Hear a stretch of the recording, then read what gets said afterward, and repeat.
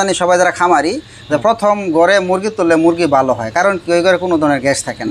সেরকম এই ইনকিউবেটর মেশিনে প্রথম ভালো হবে, পরে আস্তে আস্তে হ্যাচিং এর রেট কমে আসবে। তার কারণ একটাই, ভিতরে অপরিষ্কারের কারণে অর্থাৎ জীবাণু ঢুকে যায়, জীবাণুগুলো ক্ষতি করে। আসসালামু আলাইকুম, হাফিজ ইনকিউবেটর থেকে আমি হাফিজ সবাইকে জানাই আন্তরিক শুভেচ্ছা অভিনন্দন। দর্শক, আপনার মাঝে আবার নতুন আরেকটি ভিডিও নিয়ে হাজির হলাম। দর্শক, আমাদের ভিডিওতে উপস্থিত আছেন আমাদের বড় ভাই শামীম ভাই। তো আমরা যারা পোলট্রি খামার করি বা হাঁস মুরগি লালন পালন করি, তো অনেকেই লালন পালন করে আমরা লাভজনক হইতে পারি না, বা সাফল্যর দিক দিয়ে হইতে গেলে অনেক পরিশ্রম, অনেক আপনার মাথার মেধা খাটাইতে হয়। সেই ক্ষেত্রে আপনার ভাই বর্তমানে পেকিনিস্টার হাঁস পালন করতেছে। তো পেকিনিস্টার হাঁসটা পালন করে ভাই বর্তমানে আল্লাহর রহমতে সেই সাফল্যের দিকে আছে বা লাভজনকের দিকে আছে বর্তমানে ভাই। তো ভাইয়ের কাছে ওইদিকে একটু কথা বলবো। আর আমি ভাইয়ের খামারে যাই বলছিলাম যে বাইরে সুন্দর দেখে একটা ইনকিউবেটর দিব। ভাই আমার কাছে এর আগেও অনেকগুলো ইনকিউবেটর নিছে, ব্যবহার করছে, আরও বাইরের আশেপাশে কয়েকটা খামারের কাছে ইনকিউবেটর দিছে। তো ভাইয়ের জন্য আমি স্পেশালি একটা ছোট্ট একটা ইনকিউবেটর বাইরে দিতেছি। তো ভাইয়ের কাছে আমরা কথা বলবো এখন। ভাই আসসালামু আলাইকুম। ভাই ওয়ালাইকুম আসসালাম ওয়া রাহমাতুল্লাহি ওয়া বারাকাতুহু। ভাই ভালো আছেন? ভাই আলহামদুলিল্লাহ ভালো, আপনি ভালো? এই তো ভাই আলহামদুলিল্লাহ। ভাই আপনার খামারের কি অবস্থা? ভাই আলহামদুলিল্লাহ ভালোই আছে, আপনাদের দোয়ায়। আলহামদুলিল্লাহ। তো ভাই আপনার প্রতিদিনই কি আপনার ইনকিউবেটর কি ডিম বসাইতেছেন? জি, আমি এখন আপাতত ওই হ্যাসার সেটার একসাথে। তো আপনি গেলেন, ভিডিও করলেন, বলেন যে একটা হ্যাসার হলে খুব সুন্দর হয়। জি জি। পরে আর কি আসলাম যে আমার হ্যাসার হলে আমার সেটারের পরিবেশটা ভালো থাকে। পরে হ্যাসার এবং সেটার থেকেও আমার প্রোডাকশন ভালো হচ্ছে। এর ফলে দেখা যাচ্ছে আলাদা হ্যাসার এবং সেটা করতে পারলে আরও রেজাল্ট ভালো হবে। সবাই চায় একটু ভালো করার জন্য, তাই আমরা জন্য আশা এবং মিশিং আজকে নেব আপনার কাছ থেকে। আর হাফিজ ভাইয়ের কাছে আমি এর আগে আর অনেকটি মিশিং নিছি, সেটা নিছি, হ্যাসার নিছি। সবগুলি মিশিং আমার ভালো চলছে, ভালো হ্যাচিং হয়েছে। আমি তার সাথে পরিচয় প্রায় 10-15 বছর ধরে। অনেকগুলো মেশিন, হাফিজ ভাই মেশিনগুলি খুব ভালো। আপনারা এখান থেকে নির্দ্বিধায় ইনকিউবেটর নিতে পারেন, এখানে কোনো ধরনের সমস্যা আমি হইতে দেখছি না, আমি পাইছি না। আমি 5-6টা মেশিন নিয়েছি এই পর্যন্ত। জি। এখন ভাই ছোটো মেশিন কেন ব্যবহার করে? আপনাদের এখানে একটা সুন্দর একটা আমার প্রশ্ন আসে ভাই। আপনি মানুষ তো প্রথম দিয়ে শুরু করে 3000, 4000, 5000 ডিমের মেশিন ক্যাপাসিটি দিয়ে, তো আপনি মাত্র 200 হ্যাচিং দিয়ে শুরু করবেন। আমিও বলছিলাম যে আপনার বড় করে দিই, না ভাই আমার ছোটো হলে যথেষ্ট। অথচ ভাই কিন্তু ডিমের পার্সেন্টেজ দিক দিয়ে হাঁসে খাওয়ানো পরে যে আপনার ডিমের যেটা আপনার আসে, তাতে আপনার অনেক লাভ থাকে প্রত্যেক গড়ে হিসেবে। তো সেই ক্ষেত্রে আপনার লাভজনক থাকার পর আপনার ছোটো মেশিন দেওয়ার কারণটা কি ভাই? ছোটো মেশিন নেওয়ার কারণ হলো ব্যবসাটা প্রথম ছোটো থেকে বড় হওয়া উচিত, ছোট থেকে বড় করতে হয়। আর আমার ক্যাপাসিটি যে পরিমাণ আছে ওই পরিমাণে আমার মেশিন নেওয়া উচিত। যেমন তাদের আমি একটা উদাহরণ দিই, এই যে আপনার যে আমি ইনকিউবেটর মেশিনের যে দোকানটা, এই দোকানের ভিতরে যদি 10 জন মানুষ ঢুকে থাকে, এই জাপটা যদি লাগাই দেওয়া হয়, এই ঘরটা কিন্তু সহজে গরম হবে না 10 জন লোকে। আর এখানে 200 লোক ঢুকাই দেন, আল্লাহ, পরে জাপটা লাগাই দেন, দেখবেন বাল্ব ছাড়াই আপনার ঘর গরম হয়ে যেতেছে। এই যেটার বিষয়টা হলো অনেক ব্যাপার স্যাপার আছে এখানে। শিক্ষা যদি ইনকিউবেটর সম্বন্ধে মানে জানা না থাকে, মেশিন কিন্তু বাচ্চা দেবে না। ইনকিউবেটরের তাপমাত্রা কি পরিস্থিতি আছে, হিউমিডিটি কি পরিবেশ আছে, সবগুলো ঠিক রাখা লাগবে। ভিতরে ডিম সময় মতো চেক করা লাগবে। দেখা যাচ্ছে একটা নষ্ট ডিম ভিতরে পরিবেশ নষ্ট করতে পারে, সব দিক দিয়ে খেয়াল রাখা লাগবে। আমি যদি একটা বড় মেশিন নেই, নাকি দেখা যাচ্ছে মেশিন আমাদের ডিম হাঁটবে 10,000, আমি এখানে ডিম দিলাম 500, তখন এই মেশিন এর তাপমাত্রা আনতে বা অনেক বিদ্যুৎ খরচ হবে, সবকিছু খরচার দিক দিয়ে অনেক বেশি। আর আমার ছোট মেশিন নিলে যে পরিমাণ মেশিন আছে ওই পরিমাণ ডিম আছে, আমার অল্প তাপে আমার মেশিনটা গরম হয়ে যাবে। বিদ্যুৎ কম খাবে, আবার বাচ্চা কম ফুটবে, বাচ্চা সুন্দর ফুটবে, হ্যাচিং সুন্দর হবে। বাচ্চা হ্যাচিং হবে, কিন্তু দাম খরচ 220 আর বেশি না। জি জি জি জি, দামে কম, বিদ্যুৎ খরচ কম। তারপর দেখা যাইতেছে এরপরে আমার ব্যবসা যত উপরের দিকে আসবে, আমার ডিমের পরিমাণ যখন বাড়বে, তখন আমি ইনশাল্লাহ বড় মেশিন নেব পরবর্তীতে। কিন্তু আপনার প্রথম অবস্থায় আমি ছোট দিই, বর্তমানে ছোট দিয়ে চলে। তো বাইরের কিন্তু একটা সেটার আছে, এটা আপনার হ্যাচার করা হলো যে ছোটোর ভিতরে খুব একটা পছন্দ দিয়ে আমি আর অনেক ইনকিউবেটর আমার লাইব্রেরি বানাইছি, এটা তো বলে শেষ করতে পারবো না। তার মধ্যে আমি বাইরে বলছি যে ভাই আপনার একটা ছোট একটা হ্যাচিং দেবো, এটা আমার মন মতো দেবো, আপনার হ্যাচিং সর্বোচ্চ ভালো মানে আসবে। তো ভাইয়ের নাম্বার তো আমার ইউটিউবে দিয়ে রাখছি, ভাইয়ের কাছে যোগাযোগ করে দিতে পারবেন। আমি এক কথাই বলতে পারি, বাংলাদেশে যত কোম্পানি আছে হাই থেকে লো পর্যন্ত সবাই কিন্তু আপনার ওই হাঁসের হেসিংয়ে যায়, কিন্তু দাঁত ভেঙে জায়গা বড় বড় হাঁসের থেকে। তা আল্লাহর রহমতে আমি হাঁসের হেসিংয়ে আমি ভালো রেসপন্স পাইছি। এমনকি আমি যদি ইনকিউবেটর দিই, আপনার ভালো হেসিং আসতে হবে হাঁসের থেকে। আমি অতটুকু অভিজ্ঞতা অর্জন করছি। ইনকিউবেটর ব্যবহার করার আগে 10 লাখ টাকা দামের মেশিন আমি ডিম দিছি, রেজাল্ট ভালো হয়েছে না।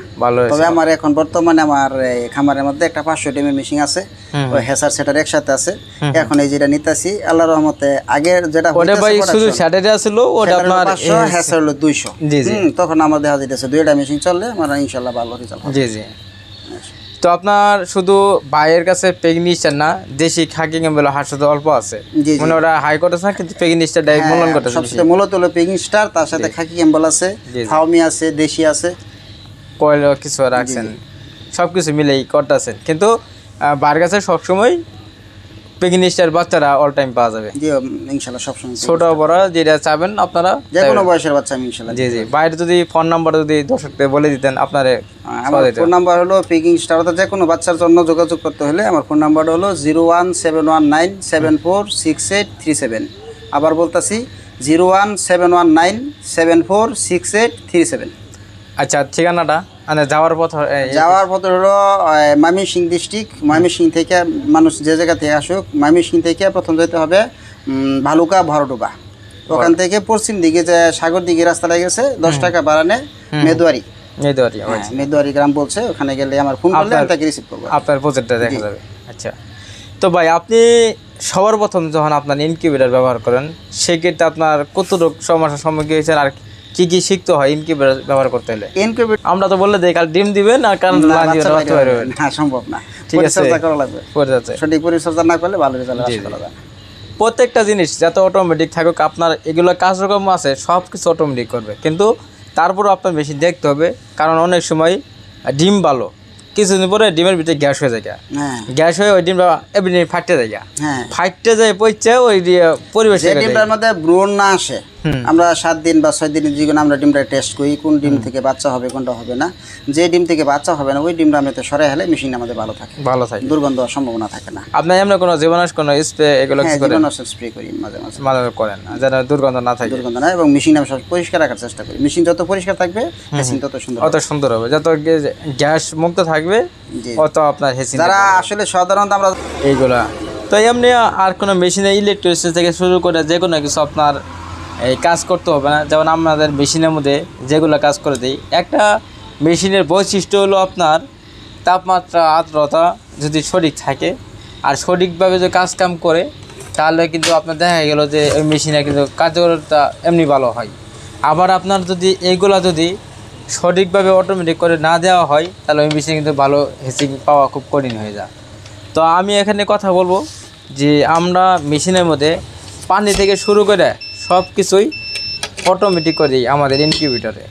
তো আর আপনারা যদি কখনও ইনকিউবেটর ব্যবহার করেন নাই বা প্রথম ইনকিউবেটর নেবেন, সেক্ষেত্রে যদি আপনার হ্যাঁচা ছাটা যদি আলাদাভাবে নেন, তাহলে ওখানে আপনার যদি ডিম ক্যান্ডেলিন, ডিম চেক করা, ডিম বসানো, এগুলো ছাড়া আপনার আর কোনো বাড়তি করে কাজ করতে হবে না। যা কিছু আছে কন্ট্রোলের মাধ্যমে নিবে, কিন্তু কন্ট্রোলার কীভাবে রিডিং করতেছে, রিডিংটা ঠিক আছে কিনা, ওভার করতেছে কিনা, মেশিনে অ্যালার্ম দিতেছে কিনা। যেমন এই যে ভাই দরজা খুলছিল, অ্যালার্ম দেওয়া শুরু করছে, পরবর্তী আমি অ্যালার্মটা অফ করলাম, 3 নম্বর বাটন চাপ দিলেই অ্যালার্মটা অফ হয়ে যাবে। আবার অ্যালার্মটা, এই অ্যালার্মটা কিন্তু অটোমেটিক অফ হয়ে যাবে। তো আর যদি সব কার্যক্রম যদি আপনার অ্যাকুরেট থাকে, তাহলে অটোমেটিক অ্যালার্মটা অফ হয়ে যাবে। আবার যদি সব কার্যক্রম যদি অ্যাকুরেটভাবে না থাকে, কোনো জায়গায় ত্রুটি থাকে, তাহলে অ্যালার্মটা বাঁচতে থাকবে, আমাদের সঙ্গে দিতে থাকবে, তা আমার ভিতরে ভেজাল আছে, গণ্ডগোল আছে, আমি ঠিক নাই, এইটা সে বলবে। তো আর এই যে তাপমাত্রা হয়ে গেছে, অ্যালার্মটা অটোমেটিক অফ হয়ে গেছে, আমি কিন্তু আর কোনো চাপ দিইনি। বিষয়টা হলো এরকম, ওই ভাই বুঝাইছে যে এখানে শুধু ইনকিউবেটরের বাচ্চা দেবে না, আমাদেরও কিছু কাজ আছে এখানে। মেশিন হলো অটো, মানে অটো সে কাজ করবে, হ্যাঁ অটো কন্ট্রোলার, ঠিক আছে। অটো কন্ট্রোলারের কাজ যখন তার নিয়ন্ত্রণের বাহির হয়ে যাবে, যেমন কদিন আগে বিমান অ্যাক্সিডেন্ট হয়ে গেছে, হ্যাঁ পাইলটের কি নিয়ন্ত্রণ বাহির হয়ে গেছে, তখন বিমান অ্যাক্সিডেন্ট হয়ে গেছে। সেরকম ইনকিউবেটরের কাজ হলো সে অটো করে দিবে। এখন এমন এক আবদ্ধ ঘরের মধ্যে মেশিন রাখা হয়েছে, তখন মেশিনের ভিতরের তাপমাত্রাতে আউট তাপমাত্রা বেশি, প্রাকৃতিক তাপমাত্রা বেশি, তখন মিশিং এর কিছু করা থাকবে না। তখন দেখা যাচ্ছে আমাদের 37.7 তাপমাত্রার প্রয়োজন, ঘরের আউট তাপমাত্রা 38 বা 39, তখন ভিতরে ডিমগুলি নষ্ট হয়ে যাবে। তখন ওই মেশিনটাও কি পরিবেশ আছে, এখন তাপমাত্রা দিছি আমি 37.7, এখানে 38 29 হলো কেন, এ ব্যাপারে আমাদের খোঁজ নিতে হবে, মেশিনকে খেয়াল রাখতে হবে। তখন মেশিনের মধ্যে আলাদা ঠান্ডার ব্যবস্থা করবে। তারপরে যে সাইডে যে কুলিং ফ্যানটা আছে, যাতে ভিতরে থেকে গরম বাতাসটা বাহির করে দেয়, মেশিনটা চলতেছে কিনা, এই মানে এইগুলি দেখাশোনার দরকার আছে। সবকিছু কাজকাম এই জায়গাগুলো আপনার দেখতে হবে, দেখে শুনতে চলতে হবে। আমি আপনাদের একটা কথা বলি, যে যারা হাঁসের জন্য ভাই অনেক করে লাগেন, আচ্ছা, তো আমি এখানে একটা কথা বলি, যারা আপনার হাঁসের জন্য ইনকিউবেটর অটোমেটিক নিয়ে ব্যবহার করতে চাইছেন, আল্লাহর রহমতে আমি যদি আপনাদেরকে ইনকিউবেটর হাঁসের জন্য দিই, ইনশাল্লাহ ভালো হ্যাচিং পাবেন। এটা আমার পরীক্ষিত, এবং কি এটা নিয়ে আপনার টেনশন করা লাগবে না।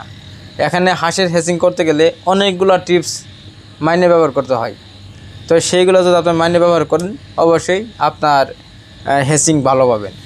আবার ওই কাজটাই যদি আপনার মুরগির মধ্যে প্রয়োগ করেন, তাহলে হ্যাচিংয়ের ভালো আসবে না।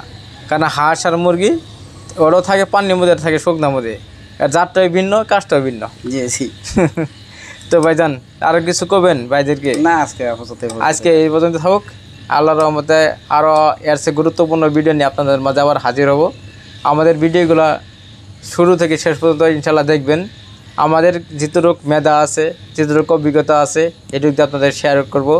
আর আপনাদের কোনো কিছু যদি জানার প্রয়োজন থাকে, আমাদের কমেন্ট করবেন যে ভাই এই বিষয়টা কথা তুলে ধরলে আপনার দ্বারা এই উপকার করবো। ইনশাল্লাহ আমরা দুই ভাই চেষ্টা করব আপনাদেরকে এতটুকু সেবা এবং কি সুযোগ ওইগুলা উপকার করার জন্য, বা ওইগুলা কথা দ্বারা আপনাদের উপকার হয়, ওইগুলো চেষ্টা করবো ইনশাআল্লাহর রহমতে। খালি এই বিষয় না, আমার পরিশেষ একটা কথা মনে হয়ে গেল, যেটা বলার মতো, যখন আমরা মুসলমান হিসাবে আমরা যে বুঝি যে আমাদের মুসলমান হিসাবে একটা হাদিস যদি আমরা কেউ জানি, সহি হাদিস, এই হাদিসটা আরেকটা মুসলমান কাছে পৌঁছাই দিলে যে এরকম সব হবে, সেরকমই একটা সাকদা জারিয়া হিসাবে আমাদের যে ব্যবসাটা, অনেক খামারি ভাইয়েরা আছে, তারা মেশিন কিনে মুরগির খামার করে, হাঁসের খামার করে, ছাগলের খামার করে, তাদের সঠিক পরিচর্যার কারণে তারা ক্ষতিগ্রস্ত হয়। তো ইনশাল্লাহ আমার কথা হলো, ভিডিওর মাধ্যমে বা অনলাইনের মাধ্যমে আমার ভিতরে যতটুকু প্রতিভা আছে মানুষের কাছে যেন আমি ফুটাই দিতে পারি। আমার মধ্যে কোনো কৃপণতা নাই। অনেক চাষি বা খামারি আছে যে আমার কাছাকাছি যদি আমার পাশাপাশি একটা ইনকিউবেটরের বাচ্চা ফোটানোর পরিবেশ তৈরি করে, তাহলে আমার বাচ্চার চাহিদা কমে যাবে, এরকম ধরনের কৃপণতা আমার কাছে নাই। আমি চাই আমার মতো সবাই শিখুক, সবাই বুঝুক, সবাই জানুক, রিজিকের মালিক আল্লাহ, এটা আমি বিশ্বাস করি। ততটুকু আমার ভিতরে যতটুকু আছে মানুষকে শিখাই দেওয়ার জন্য আমি চেষ্টা করি। বাকিটা আল্লাহর ইচ্ছে। তো দর্শক, তো সবাই ভালো থাকেন, সুস্থ থাকেন। আল্লাহ হাফেজ, আসসালামু আলাইকুম।